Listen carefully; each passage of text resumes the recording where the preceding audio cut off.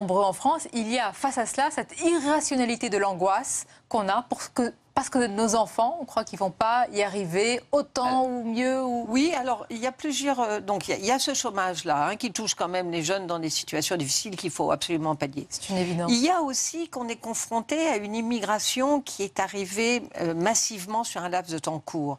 Je rappelle que à la fin du XVIIe siècle, la France comptait 20 millions de Français. Pour donner un ordre de grandeur, l'Angleterre en comptait 5. C'est-à-dire qu'on était 4 fois plus peuplé. En 1945, au sortir de la guerre, on avait 40 millions de Français. Donc, il nous avait fallu 2 siècles pour gagner 20 millions. Entre 1945, on pourrait même dire 1950, et 2010, on est à plus de 60 millions. C'est-à-dire qu'en 60 ans, on a gagné autant qu'il nous a fallu 2 siècles pour les gagner.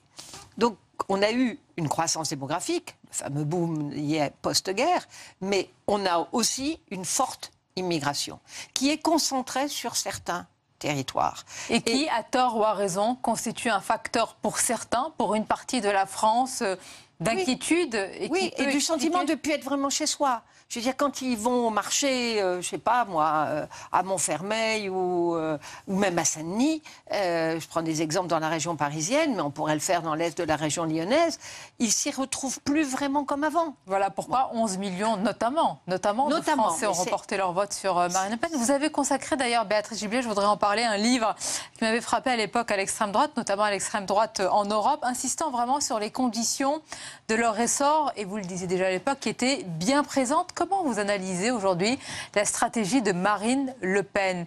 Beaucoup disent, au-delà de la candidate elle-même, il y a eu un échec de sa stratégie qui était trop sociale, orientée vers les électeurs de Jean-Luc Mélenchon, alors qu'elle aurait dû se concentrer par la suite sur les électeurs de François Fillon.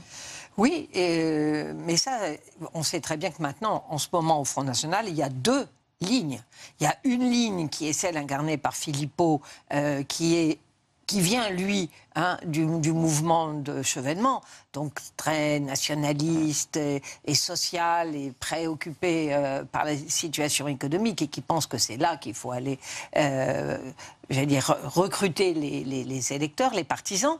Puis il y a une autre ligne plus traditionnelle, d'une économie plus libérale et qu'incarne Marion Maréchal Le Pen pour faire court, avec une société plus traditionnaliste sur la famille et autres. Bon. Donc on sait bien qu'on a ces 2 lignes-là. Et Marine Le Pen, en jouant la dédiabolisation, elle a effectivement permis au Front National de croître considérablement. Moi, dans le Nord-Pas-de-Calais, sur lequel j'ai beaucoup travaillé, on a un basculement d'un vote de gauche à un vote Front National dans le bassin minier, dans une ville comme Calais, de façon extrêmement massive. Le Pas-de-Calais est un des 2 seuls départements avec l'Aisne à avoir donné Marine Le Pen en tête par rapport à Emmanuel Macron, qui est en tête dans tous les autres départements.